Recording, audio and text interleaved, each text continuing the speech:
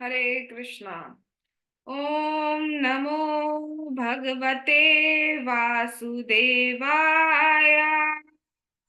ओम नमो भगवते वासुदेवाय। ओम नमो भगवते वासुदेवाय। हम लोग श्रीमद् भागवतम कैंटो 8 चैप्टर 7 पढ़ रहे थे। और लास्ट बात यहाँ तक आई थी कि क्योंकि जो मंदर पर्वत है उसका कोई बेस नहीं था, और तो उसका बहुत चांसेस था कि वो दोबारा गिर जाए, तो इसलिए भगवान ने स्वयं बहुत बड़ा, पर्वत से भी बड़ा रूप धारण किया। और नीचे कच्छप रूप में भगवान है, ऊपर भगवान ने बहुत बहुत सहस्त्र भुजाओं वाला रूप प्रकट किया और एक हाथ से ऊपर से पर्वत को पकड़ लिया, सो दैट वो टिका रहे, नीचे गिरे नहीं। तो जब ये स्वरूप भगवान का बाकी देवताओं ने देखा, ब्रह्मा जी, शिव जी और अन्य अलग अलग देवताओं ने देखा, तो सबने भगवान की बहुत स्तुति करी, भगवान पे पुष्प वर्षा आदि की। उसके बाद फिर मंथन दोबारा से स्टार्ट होता है। और और बहुत तेजी से मंथन किया जा रहा है, इतना तेजी से कि उस जल में जितने भी जलचर प्राणी हैं, एक्वेटिक हैं, मगरमच्छ, वो सब विचलित हो उठे। तो अब उसके आगे का पढ़ते हैं, उसके बाद अब क्या हुआ।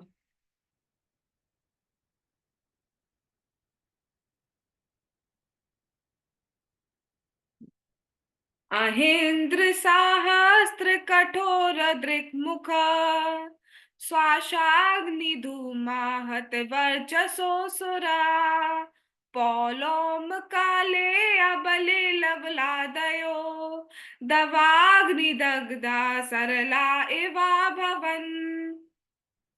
वासुकी के हजारों नेत्र तथा मुख थे, उनके मुख से धुआं तथा अग्नि की लपटें निकल रही थी, जिससे पोलोम पोलोम काले, बलि, इलवल आदि असुरगण पीड़ित हो रहे थे।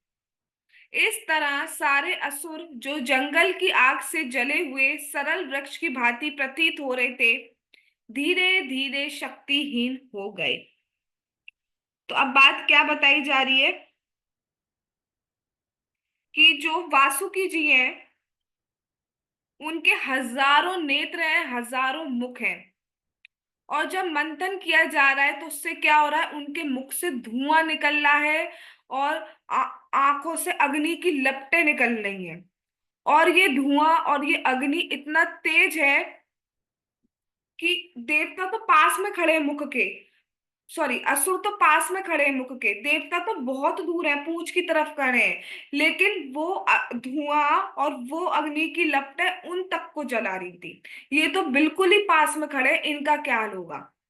और स्पेशली यहाँ पे चार नाम दिए गए हैं, पोलोम, काल्या, बलि और इलवर। ये जो चार है, ये अपने आप को बहुत हीरो बन रहे थे, और सबसे आगे, मुख के सबसे आगे की तरफ वो खड़े हुए थे।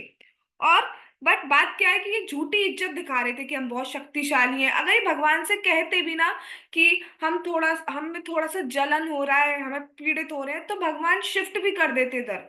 लेकिन भगवान की शरण ली नहीं। प्रॉब्लम यह है, हम जैसे लोग झूठे सम्मान में, झूठी इज्जत में रहते हैं और भगवान की शरण नहीं लेते, तो इसलिए प्रॉब्लम हो जाती है। भगवान कुछ नहीं चाहते हमसे, भगवान सिर्फ एक ही चीज चाहते हैं कि हम अपनी फ्री विल का सही यूज करें, कि उनका शेल्टर ले। वो हम लेते नहीं है। हम जगत के बहुत लोगों का शेल्टर ले लेते हैं, भगवान का शेल्टर नहीं लेते। तो अगर ये जो असुर है, ये भगवान को कहते कि हमें दिक्कत हो रहा है, तो भगवान आराम से कर देते, लेकिन उन्होंने नहीं, झूठी इज्जत दिखानी थी। उनमें से ये जो चार है, ये तो ज्यादा ही हीरो बन रहे थे। तो हालत खराब थी, लेकिन फिर भी भगवान से नहीं कह पा रहे। तो इतना ज्यादा धुआं, इतनी ज्यादा लपटें हो रही है, सोचो जरा सी अगर मैच स्टिक आप ऐसे करो और वो लग जाए तो कितनी जलन होती है, चीख पड़ते हैं।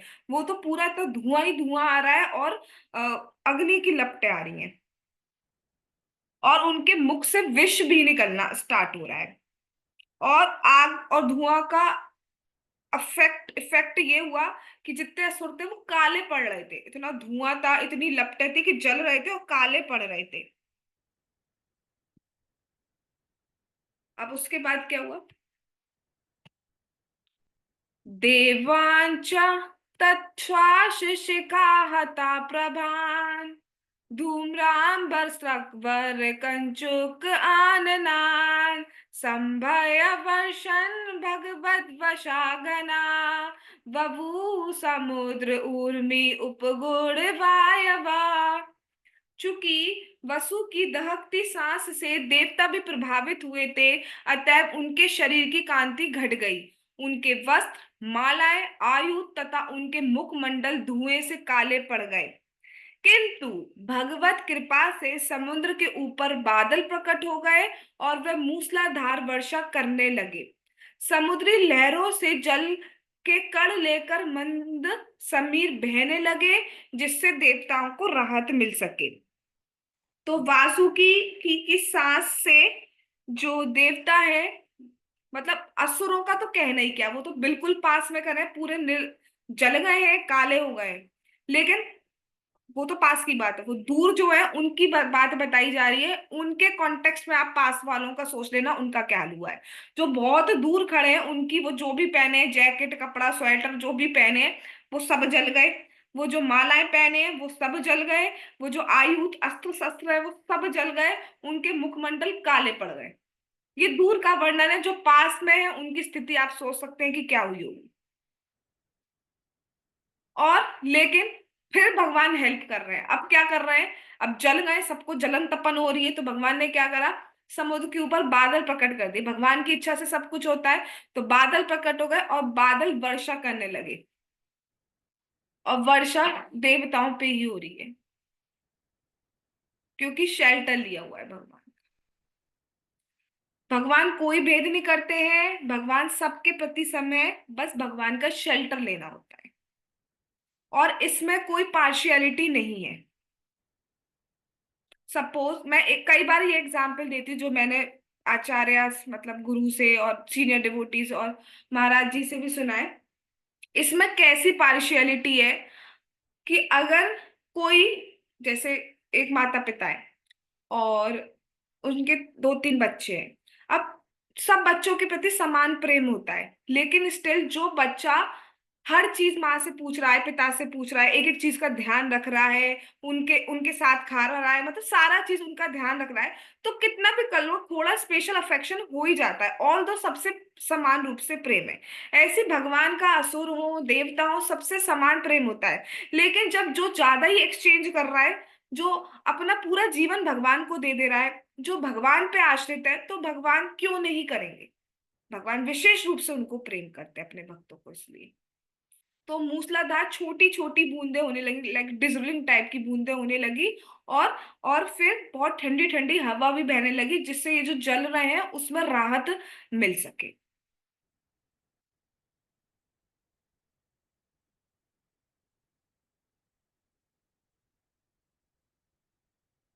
तो जो प्रॉब्लम होती है, महाराज जी भी कह रहे थे, जो विषमता होती है वो हमारी साइड से होती है। भगवान तो सबके लिए समान है, हमें बस शरण लेनी होती है।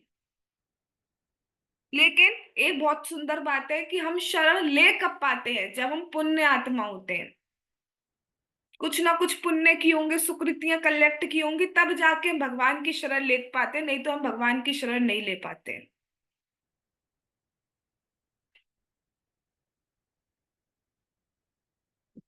हम शुरू में आते हैं, शुरू में बहुत जोश होता है हमें भक्ति का, हम कर लेंगे, ये कर लेंगे, लेकिन जब बीच में आते हैं ना, जो जब अनर्थ निवृत्ति वाला फेज आता है, वो सबसे लॉन्ग पीरियड तक चलता है। और उसी में सबसे ज्यादा चैलेंज आते हैं हमारी भक्ति में।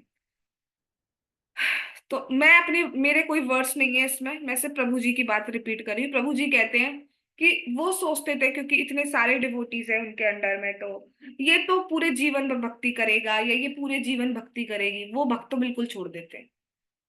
तो कभी भी ये मत सोचना कि हम बहुत फिक्स्ड हो गए हैं भक्ति में, वी आर डिटरमाइंड, और हमारे हम तो हमें तो कोई भी माया का कुछ भी अस्त्र शस्त्र छू नहीं सकता।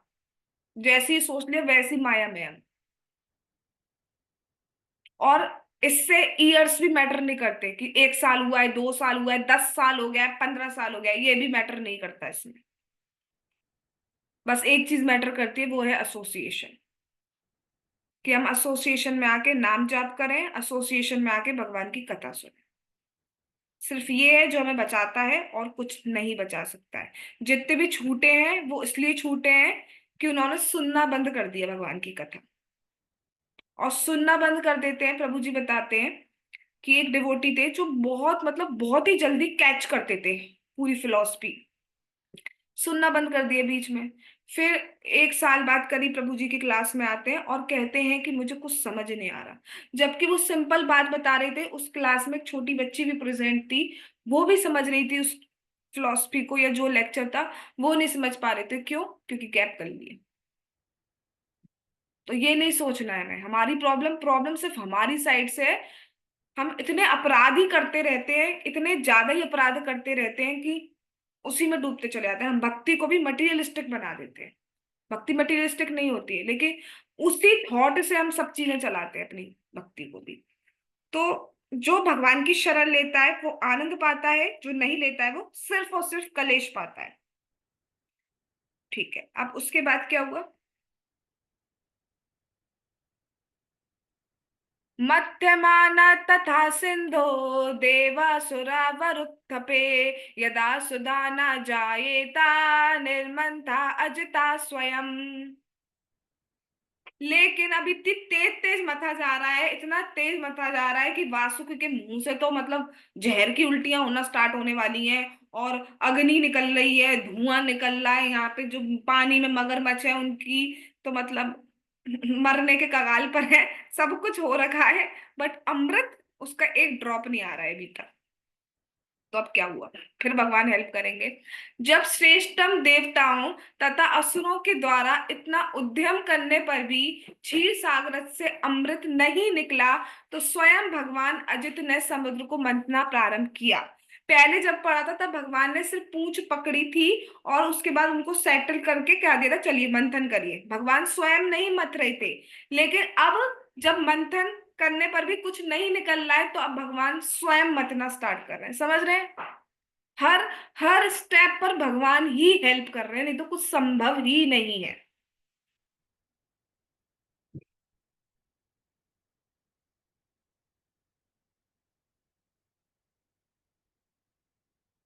तो कई दिनों तक मथे, मतलब ये नहीं सिर्फ 1 घंटे की बात, 2 घंटे, कई दिनों तक देवताओं ने मथा, लेकिन कुछ भी अमृत कुछ भी उत्पन्न नहीं हुआ। तो फिर भगवान स्वयं मथने लगे।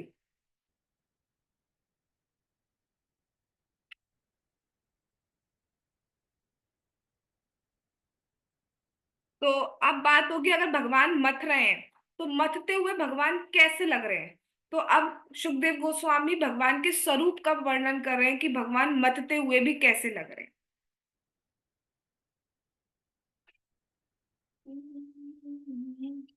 मेघ श्याम कनक पारदिकना, वेद्योत वेद्युना, मूर्धनि भ्राजदुलूलिता कचस्ना, रोरक्त नेत्रः, जैत्रे दोर्भिजगात् अभ्यादिदन्द, शूकं गृहीत्वा मथनन् मथना प्रतिगिरि इव अशो भतथोद्धृताद्रिः।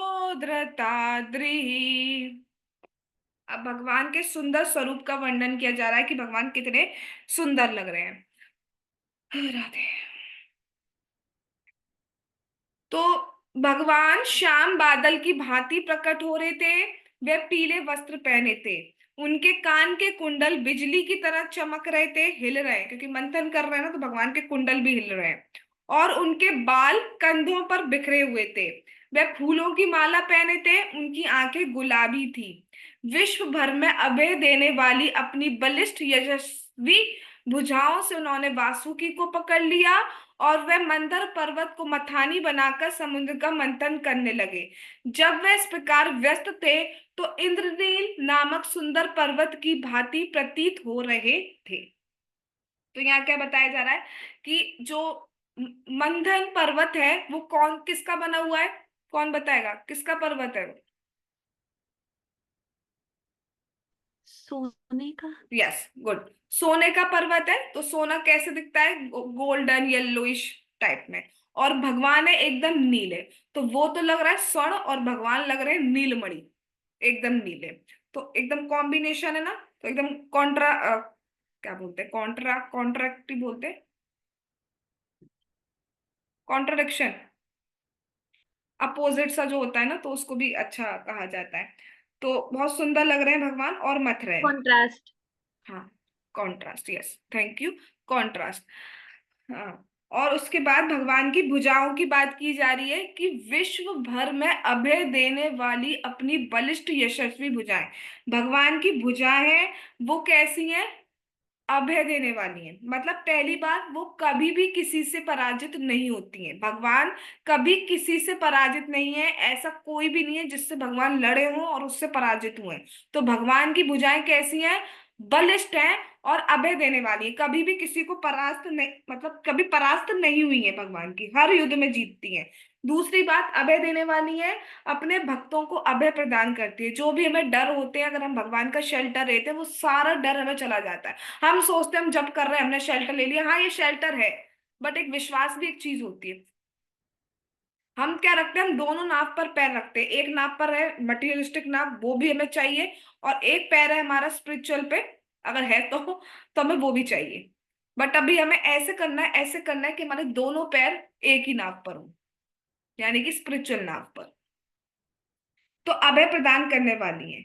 तो ऐसी सुंदर, यशस्वी, बलिष्ठ, अभय प्रदान करने वाली भुजाओं से भगवान ने वासुकी को पकड़ा है। दूसरी बात की जा रही है, पीले वस्त्र पहने भगवान, सोने के समान पीले वस्त्र पहने हुए हैं, और कानों के कुंडल बिजली की तरह चमक रहे हैं। अच्छा, अब किस किसने बिजली देखी है?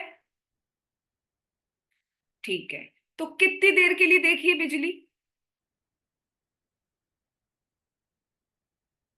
1-2 सेकंड एक दो खिल जाती सेकंड करेक्ट, एक दो सेकंड के लिए हम बिजली देखते हैं, क्योंकि स्टेबल नहीं होती है।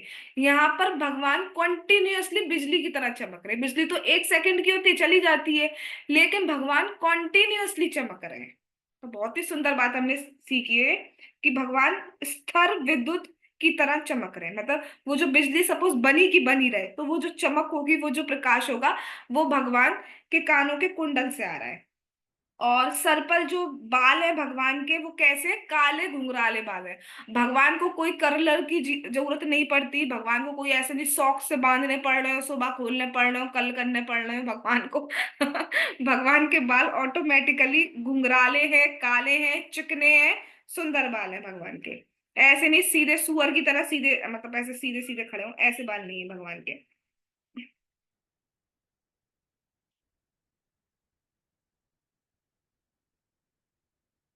हम्म। एक बहुत विनोद वाली बात महाराज जी बता रहे थे। हम लोगों का क्या होता है कि कुछ टाइम के बाद बालों का रंग तो दांत ले लेते हैं, दांतों का रंग बाल ले लेते हैं। तो होता क्या है, जब दांत देखते हैं कि हमारा रंग बालों ने ले लिया है, दैट मीन्स वाइट होना स्टार्ट होते हैं, तो दांत सोचते हैं अब हम जी कर क्या करेंगे, तो वो छोड़ना ही स्टार्ट कर देते हैं, मतलब टूटना ही स्टार्ट हो जाते हैं हम लोगों के दांत। तो ये अच्छी बात लगी थी काफी। चलिए आगे चलते हैं। हाँ, तो महाराज जी बता रहे हैं, शिव जी जो है उनके केश भी बहुत सुंदर है। शिव जी भी बहुत सुंदर है, कपूर गौर है ना, एकदम बहुत सुंदर है। ठीक है, लेकिन शिव जी क्या करते हैं, अपनी जटाओं में बरगद का दूध लगा देते हैं, राख लगा देते हैं, जटा बनाकर रहते हैं थोड़े। लेकिन भगवान एकदम सुंदर रूप में रहते हैं, बिल्कुल एकदम फैंसी बाल की दिखे, हाँ कितने सुंदर है। भगवान को कोई तेल वेल नहीं लगाना पड़ता, एकदम परफेक्ट है भगवान। अब बात करें माला की, तो भगवान की माला कैसी है? गहने भी पहनते हैं, लेकिन फूलों की माला भी भगवान को बहुत पसंद है। आंखें कैसी हैं? गुलाबी। तो गुलाबी आंखें कैसी हैं, मतलब जो रिप्रेजेंट करती है कि कितनी कृपा है भगवान की। जब हम किसी के लिए बहुत दयनीय होते हैं, किसी पे कृपा करने वाली होती है, तो हम दुखी होते हैं, तो हमारी आंखें हल्की सी भरी होती है, नमी होती है। तो दैट रिप्रेजेंट कि हम जो है करुणामय हैं। तो भगवान की जो आईज है, वो हमेशा आंखें जो है गुलाबी लाल सी रहती हैं। अच्छा, अब ऐसा होगा सबके माइंड में ये क्वेश्चन आ सकता है कि भैया भगवान मत रहे हैं, तो भगवान को तो परिश्रम लग रहा होगा। नहीं नहीं, भगवान को कोई परिश्रम नहीं लग रहा है। भगवान का मन कर रहा था कि मैं भी मथूं, सब लगे हुए हैं, मैं भी कुछ करूं।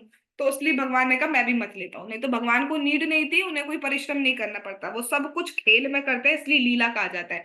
लीला का अर्थ होता है कि जो खेल कूद में आनंद के लिए किया जाए। अब बताओ, क्या आप खाना सिर्फ लीला के लिए करते हो? नहीं। हमें भूख लगती है तो हमें खाना पड़ता है। जब पेट भरा हो तब भी खा लोगे क्या? नहीं। तो भगवान की लीला करते हैं, हम लोगों को परिस्थिति वश करना पड़ता है। तो इस तरीके से भगवान के सुंदर स्वरूप का वर्णन किया है। अब क्या हुआ?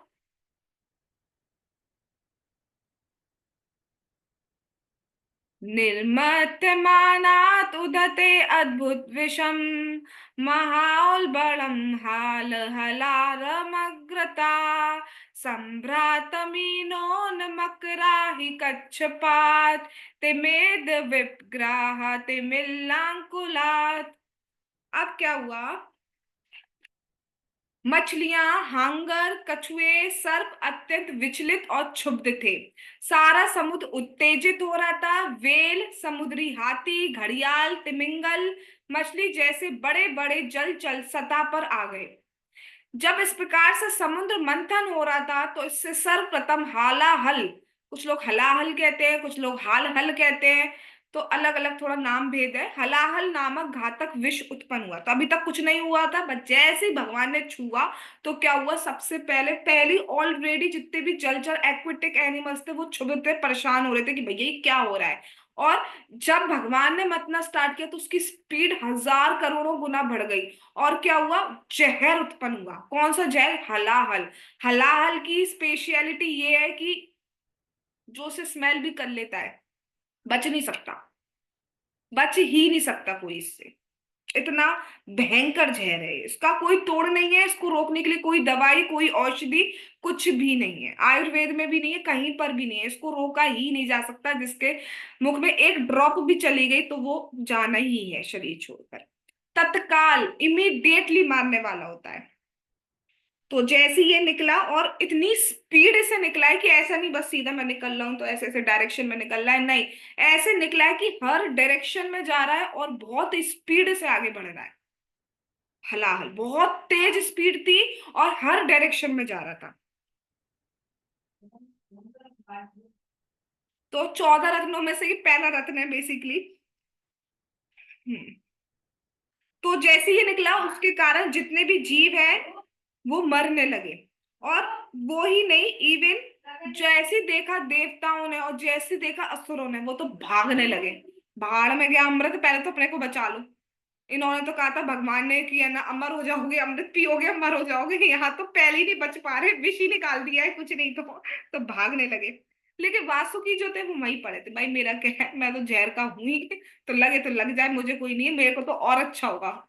सांप ये जो जहर पीते हैं तो ये इनकी शक्ति बढ़ जाती है। तो वो तो आराम से है, क्या है, बहुत बढ़िया, मेरे मतलब के खाने की चीज निकली है, मेरे लिए तो अमृत ही यही है।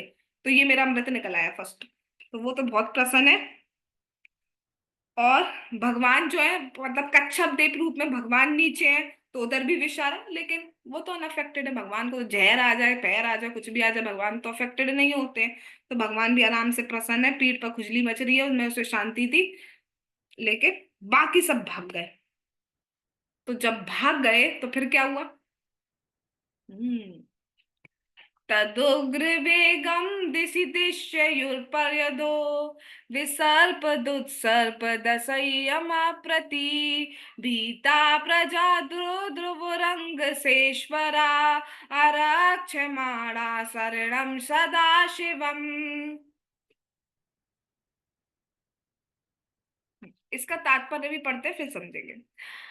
हाँ, हे राजा, जब वह उग्र विष ऊपर नीचे सभी दिशाओं में वेग के साथ फैलने लगा तो सारे देवता भगवान समेत शिव जी सदाशिव के पास गए। अपने को सुरक्षित तथा सॉरी, अपने को असुरक्षित तथा अत्यंत भयभीत पाकर वे सब उनकी शरण मांगने लगे। तात्पर्य बाय श्रीला प्रभुपाद। कोई चाहे तो ये प्रश्न कर सकता है कि जब साक्षात भगवान वहां उपस्थित है तो सारे देवताओं और प्रजा को साथ लेकर सब शिव जी की शरण में क्यों गए, सदाशिव की शरण में? उन्होंने, भगवान ने स्वयं हस्तक्षेप क्यों नहीं किया? अभी तक स्वयं बचा रहे तो उन्होंने क्यों नहीं किया? इस प्रसंग में श्रीला मध्वाचार्य कहते हैं, रुद्रस्य यशसोधाया स्वयं विष्णुर्विशं विभु न संजय समर्थोपि वायुं चोचे प्रशांतये। भगवान विष्णु स्थिति को संभालने में सक्षम थे, किंतु वो शिव जी को श्रेय प्रदान करना चाहते थे। और उनको श्रेय प्रदान करने के लिए भगवान चाहते थे शिव जी की कीर्ति फैले, शिव जी का यश फैले।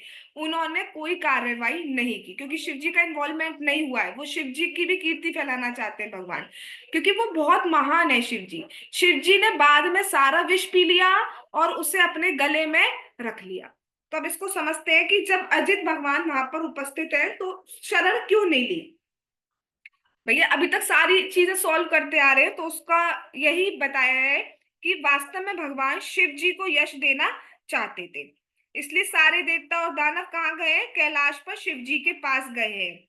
तो और कोई नहीं, जब सब भागने लगे तो भगवान कहते हैं भागो भागो शिव जी के पास करो। भगवान ने ही उन्हें गाइड किया है क्योंकि शिव जी को यश देना चाहते हैं। अब जैसे इसको एग्जाम्पल फॉर्म में कैसे समझ सकते हैं, आप सबने महाभारत का युद्ध सुना होगा और आपको ये पता होगा कि जो बर्बरीक थे उन्होंने क्या कहा था कि वास्तव में मैं देख पा रहा था कि सबको भगवान मार रहे हैं। और वास्तव में सबको, जब भगवान ने अर्जुन को भी विराट रूप दिखाया तो उसमें क्या देखा कि सब भगवान के मुख में जा रहे हैं, दांतों से कुचले जा रहे हैं। तो अल्टीमेटली सब कुछ भगवान ने मारा था। भगवान चाहते तो एक एक तीर मारते सारे के सारे मर जाते। लेकिन भगवान उस टाइम श्रेय किसको देना चाहते थे, अर्जुन को और पांडवास को देना चाहते थे, अपने ऊपर नहीं लेना चाहते थे। ऐसे यहाँ पर भगवान शिव जी को श्रेय देना चाहते हैं। तो बहुत सारी लीलाओं में देखा जाता है भगवान अपने भक्त को श्रेय देते हैं, अपने भक्त के थ्रू हमें शिक्षा देते हैं। भगवान ने शिव जी से कराया, उसके थ्रू भी हमें शिक्षा मिलेगी एक। वो भगवान ने चाहा तो हम आगे वाली क्लासेस में देखेंगे कि शिव जी के थ्रू ये करवाने से हमें क्या शिक्षा मिलती है। तो भगवान अपने भक्तों को श्रेय देते हैं, तो भगवान ही कह रहे हैं भागो भागो शिव जी बचा सकते हैं, शिव जी के पास चलो सब भाग कर। क्योंकि इतना इतना जहरीला जहर है जिसका कोई प्रतिकार नहीं है। शिव जी इतने महान है कि उन्होंने उसको पिया और अपने गले में रख दिया, नीचे उतरने तक नहीं दिया। और वो उनके लिए एक आभूषण बन गया। आगे हम पढ़ेंगे। चलिए एक श्लोक और लेते हैं। विलोक्यते विलोक्यतं देववरं त्रिलोक्यया भवाय देव्याभिमतं मुनीनाम् आसीनमद्रापवर्गहेतोस्तपोजुषाणां स्तुतिभिः प्रणेमुः। देवताओं ने शिव जी को अपनी पत्नी भवानी सहित कैलाश पर्वत की चोटी पर तीनों लोकों के मंगलमय अभ्युदय हेतु तपस्या करते हुए देखा। मुक्ति की कामना करने वाले मुनिगण उनकी पूजा कर रहे थे। देवताओं ने उन्हें प्रणाम किया और आदर पूर्वक प्रार्थना की। तो जब सारे पहुंचे वहां पर तो वहां पर क्या देखते हैं कि वहां पर शिव जी बैठे हैं और वहां पे बहुत सारे मुनिगण बैठे हुए हैं। और वहां पर पार्वती जी भी बैठी हुई हैं शिव जी के साथ। और भगवान शिव जो है वहां पर भगवान कृष्ण की कथा कर रहे हैं।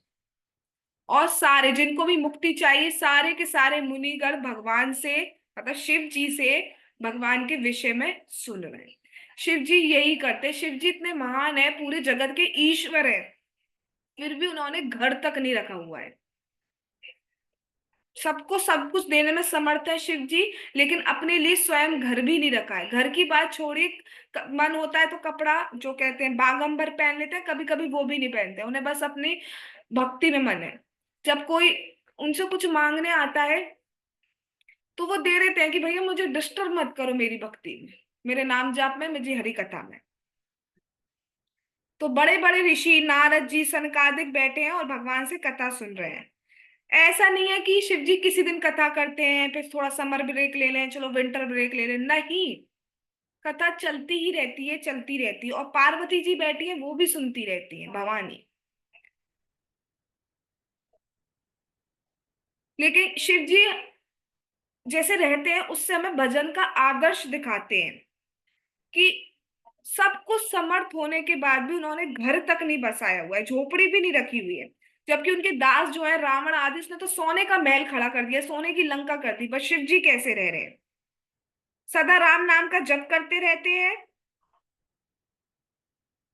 वस्त्र पहनते नहीं है, कभी कभी बागंबर पहन लेते हैं, तो डिजाइन कटिंग की तो बात ही क्या है, सिर्फ भजन में लगे रहते हैं। विश्व का ईश्वर होके भी सबसे महान त्यागी हैं शिव जी। तो कई बार इवन माता पार्वती भी कह देती हैं कि आप प्रभु सब में समर्थ हैं, तो कृपया थोड़ा सा घर ही बनवा लीजिए। लेकिन शिव जी कुछ ध्यान नहीं देते। यही भक्त का जीवन होना चाहिए। अब हमसे ये नहीं कह रहे हैं कि घर बार छोड़ के चले जाओ, बट बहुत ज्यादा इंडल्ज नहीं होना चाहिए। ना सिर्फ शिव जी, इवन ब्रह्मा जी तो मैनेजमेंट करते हैं, किसको कौन सा शरीर देना है, कौन किस कर्म के लायक है, तो उसको कौन सा शरीर मिलेगा। उसके बाद भी वो भी कथा ही करते रहते हैं। तो सब वहां पर गए और शिव जी से बहुत बहुत प्रार्थना करते हैं, देवों के देव महादेव बहुत बड़ी प्रार्थना करते हैं। पूरी स्तुति पर तो हम नहीं जाएंगे, थोड़ा सा पॉइंट समराइज कर दूंगी कल, लेकिन बहुत डिस्कशन पे हम इस पे नहीं जाएंगे। तो बहुत श्लोकों में शिव जी की प्रार्थना स्तुति की जाती है। तो आज हम यही रुकते हैं। जगत गुरु श्रीला प्रभुपाद की जय, श्रीमद् भागवतम महापुराण की जय, महाकुंभ की जय, श्री श्री गौर निताई की जय, श्री श्री कृष्ण बलराम की जय, श्री श्री ललिता विशाखा राधे श्याम की जय, श्री वृंदावन धाम की जय, हरे कृष्ण महामंत्र की जय, श्री जगन्नाथ श्री बलदेव श्री सुभद्रा महारानी की जय, नीलकंठ भगवान की जय, निताई गौर प्रेमानंदे हरि हरि बोल। हरे कृष्णा कृष्णा कृष्णा हरे हरे, हरे राम राम हरे हरे। पंचकल्पतरुभ्यश्च कृपा सिंधु चा पतितानां पावनेभ्यो वैष्णवेभ्यो नमो नमः। All glories to assembled devotees. Hare Krishna. Thanks for coming. वरादेव भगवान की जय, वरादेव अपीयरेंस डे की जय।